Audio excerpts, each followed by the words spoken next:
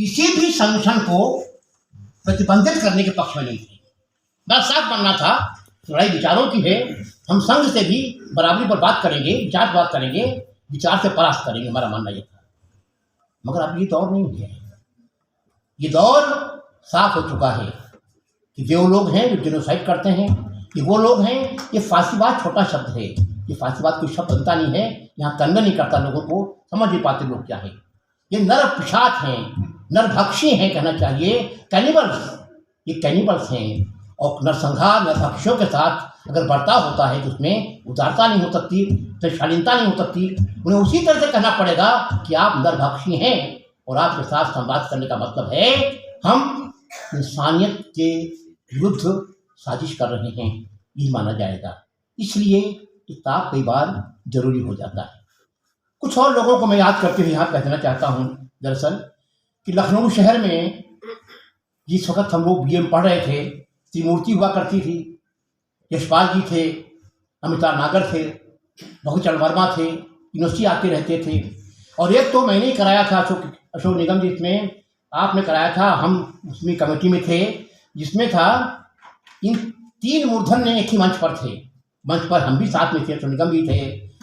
विषय था नई पीढ़ी उत्तरदायित्वहीन है, और धवीर भारती आए थे धर्म संपादक बोलने के लिए। ये तीनों दिग्गज यशपाल, भूषण वर्मा, नागर जी मंच पर थे, तो इन लोगों को सुनने का मौका मिला कम से कम।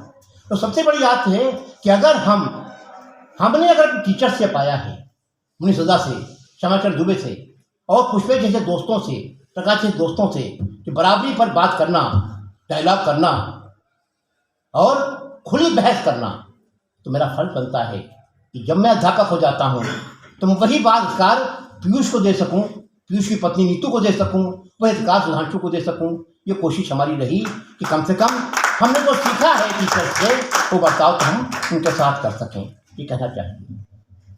मित्रों, सवाल इस बात का है जो कबीर ने लिखा, शेष अभी बहुत है शेष, तो अभी बहुत कुछ बाकी है, वह बाकी है। मैं उन लोगों में हूँ जो जिंदगी के बारे में सोचता हूँ कि आने वाले दिन संघर्ष के दिन हैं, मुश्किल दिन हैं, और उन मुश्किल दिनों में और ज़्यादा जिम्मेदारी बढ़ जाती है, हमारे पास कम वक्त रह जाता है। जितना समय बीतता है हमारे पास समय कम होता चला जाता है, हमें चिंता होती है उस सब आने वाले समय का अधिक से अधिक सार्थक इस्तेमाल हम कैसे कर सकें। स्वाभाविक है, मेरी प्राथमिकताओं में साफ है कि जो कुछ भी अभी तक किया है वो कुछ नहीं किया है। इस अर्थ में नहीं किया है कि अभी जिस तरह की चुनौतियाँ भी हैं वैसी बड़ी चुनौतियाँ समाज के सामने कभी नहीं थी, मैं कहना चाहता हूँ। और मैं उन लोगों में हूँ कि राजनीति शास्त्र के विद्यार्थी के रूप में मेरी समझ साफ है कि ये चुनाव 2024 का, ये संसदीय लोकतंत्र का आखिरी चुनाव होने जा रहा है। इसमें अगर हम इन तमाम इंसान विरोधी ताकतों को परास्त नहीं कर सके तो निश्चित तौर पर ये मुकाबले में कोई नहीं रहे। 27 आएगा, 28 आएगा, कुछ नहीं आने वाला है। उसके बाद केवल वही आएगा जो इटली में आया था, जो जर्मनी में आया था, और उससे ज़्यादा फूहड़पन के साथ आएगा, उससे ज़्यादा आक्रामक तरीके से आएगा। इसलिए जिसको जो तीर मारना हो, सबको अपने अपने तीर अभी तैयार कर लेने चाहिए। 2024 के बाद 24 आखिरी चुनाव है संसदीय लोकतंत्र का, मेरी समझ साफ कहना चाहता हूँ। उससे मैं कहना चाहता हूँ हमारा आप सबका दायित्व बनता है कि हम ये दबाव डालें उन तमाम नेताओं पर। कोई नेता, हर नेता मानता है हम अकेले बहुत कुछ कर लेंगे, अगर कर पाते कोई तो सवाल ये है कि कांग्रेस पार्टी ने सत्ता दे दी थी, किसको दी थी? भाजपा को 2014 में। गलतियाँ नहीं होंगी, जो भी नहीं होंगी, जो बीत गया सो बीत गया। या किसी एक नेता में, किसी एक पार्टी में, किसी एक विचार में ये सामर्थ्य अब नहीं है इस दौर में कि आप अकेले इन निर्भक्षों का मुकाबला कर सकें। जिस तरह से आक्रामक अंदाज में 3 दिन पहले प्रधानमंत्री ने कहा है छाती ठोकते हुए मैं सब पर भारी हूँ, वो भाषण नहीं था, वो भाषण एक लफंगे का भाषण था, सड़क छाप व्यक्ति का। तो लगता ही नहीं था कि पंडित का जो भाषण है। और उस भाषण के बाद भी, जिसने भाषण सुना है उसके बाद भी अगर हम खौफ में नहीं हैं, अगर हमें तात्कालिक चिंता नहीं हो रही है, अगर हम बाकी तमाम दलों के साथ दोस्ती का हाथ नहीं बढ़ा रहे हैं, तो साफ बात है, ये बात बिल्कुल साफ है इस दौर में जो खुलकर संघ के खिलाफ नहीं है, वो कहीं ना कहीं परोक्ष रूप से संघ की मदद कर रहा है, ये बात भी कही जानी चाहिए। ये बात कर आने वाले दिनों में हम सब संगठनों की विचारधाराओं की पड़ताल इसी वस्तु होने वाली है। इसलिए मैं सिर्फ इतना कहना चाहता हूँ कि उम्र के इस पड़ाव पर अब लगता है कि जो समय बीता तो बीता, आने वाले दिनों में ज़्यादा वक्त देना पड़ेगा। कल का हम वक्त देता था मैं अगर 3 घंटे, तो आज 6 घंटे देने पड़ेंगे, क्योंकि आने वाला 1 साल ये सब चीज़ों को तय कर देगा। आने वाला 1 साल तय कर देगा कि क्या 2 साल बाद नदीम साहब की 75 वर्ष हम यहाँ मना पाएंगे कि नहीं मना पाएंगे, वो सब तय हो जाएगा 1 साल में भी। इसलिए हम इस मंच के माध्यम से आपने जो मोहब्बत दी है, आपने जो प्यार दिया है, और दीपक जैसे नौजवानों ने जो इस तरह का वक्त किया है, तो मैं सिर्फ ये कहना चाहता हूँ कि आपकी दस्तक की टीम, आपने जिस तरह की मोहब्बत का इजहार किया है, उसमें ये भी शामिल कर लीजिए। उन्हें बताइए कि हम इस निर्णायक डिसाइसिव आर पार की लड़ाई के लिए हम अपने आप को सबको तैयार कर सकें, तो बड़ी जिम्मेदारी हो। मैं बहुत बहुत शुक्रगुजार हूँ दीपक आपका, बीना का, संगीता जी का, आपके तमाम नौजवान साथियों का, जिन्होंने मुझे आज यहाँ आपने इतना सम्मान दिया। मैं उतने सम्मान का हकदार तो नहीं था, मगर होता है हमारे भारतीय परंपरा में है, उम्र बढ़ने के साथ साथ थोड़ा सा आदमी ज़्यादा इज्जत पाने का हकदार बनता जाता है।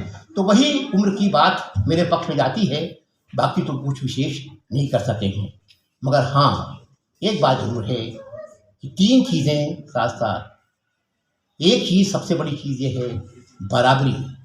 बचपन से अब तक मैंने एक बात के लिए हमेशा संघर्ष किया है, लड़ा हूँ, अपने अधिकार के लिए भी, दूसरों के लिए भी। अपने लिए बराबरी चाहिए है, दूसरों के लिए भी बराबरी चाहिए है। बराबरी के बाद दूसरी बात जो अम्बेडकर साहब ने इस पर विशेष जोर दिया था, फ्रेटर्निटी, भाईचारा। समाज में सबके साथ अगर समता की बात तब होगी जब सबके साथ दोस्ताने का, भाईचारे का संबंध रहेगा।